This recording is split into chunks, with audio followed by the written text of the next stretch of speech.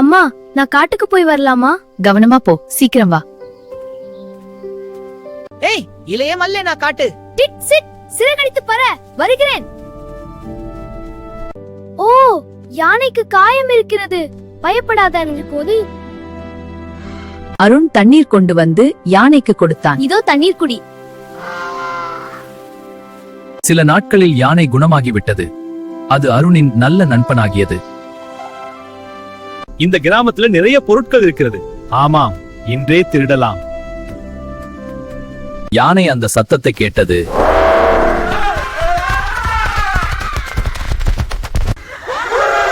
யானையை பார்த்ததும் திருடர்கள் பயந்து ஓடிவிட்டார்கள்.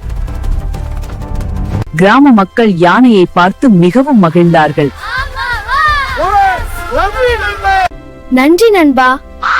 அருணும் யானையும் வாழ்நாள் முழுவதும் நல்ல நண்பர்களாக இருந்தார்கள்.